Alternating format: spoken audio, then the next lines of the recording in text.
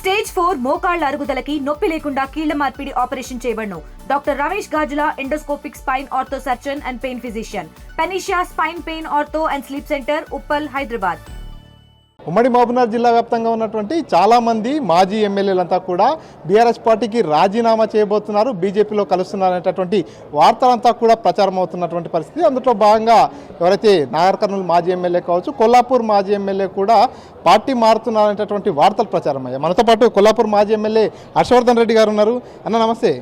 చెప్పండి అన్న, ఏంటి అసలు గోల బాలరాజు పార్టీకి రాజీనామా చేసిన తర్వాత మీరు కూడా రాజీనామా చేయబోతున్నారు, మీరు కూడా పార్టీ మారబోతున్నారు అనేటటువంటి వార్తలు అందుకున్నాయి. ఆ వార్తల్లో వాస్తవం ఎంత?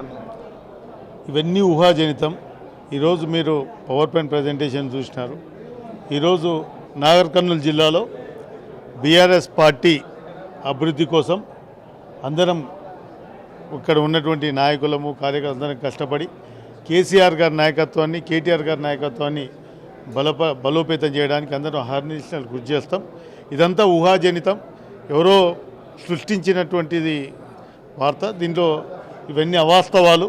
ఖచ్చితంగా ఏదైతే ప్రభుత్వం చేస్తున్నటువంటి కాంగ్రెస్ మరియు బీజేపీ బీఆర్ఎస్ పార్టీపై చేస్తున్నటువంటి కుట్రలను మేమందరం కలిసి తిప్పికొట్టడానికి ఎల్లవెల్లలా సిద్ధంగా ఉంటామని చెప్తుంది.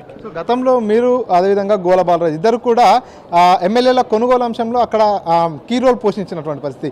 ఇప్పుడు గోల బాలరాజు పార్టీ మారుతున్నటువంటి నేపథ్యంలో మీరు కూడా మారే అవకాశం ఉందేమో అనేటటువంటి కొన్ని అనుమానాలు వ్యక్తమవుతున్నాయి.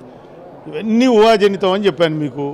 ఇవన్నీ ఊహాజనితము, అనవసరంగా మీరు ఏదేదో ఊహించి లేని మీరు క్రియేట్ చేస్తున్నారు ఏమనిపిస్తుంది నాకు సోదరులు కొంతమంది. కాబట్టి అవన్నీ అవాస్తవాలు, అదంతా ఏది నిజం కాదు. మీ సహచార మిత్రుడు కొన్నాళ్ల పాటు ఎమ్మెల్యేగా కలిసి పనిచేసినటువంటి గువ్వల బాలరాజు పార్టీని వీడి వెళ్ళిపోవడాన్ని ఎట్లా చూస్తారు?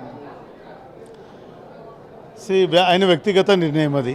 దాంట్లో ఆయన వ్యక్తిగత నిర్ణయం. మాకు మంచి స్నేహితుడు, అది వేరు. మరి ఆయన నిర్ణయం అది వ్యక్తిగతమైన నిర్ణయం. అంటే ఇటీవల బీజేపీ రాష్ట్ర అధ్యక్షులు రామచంద్రరావు జిల్లాలో పర్యటించడం జరిగింది.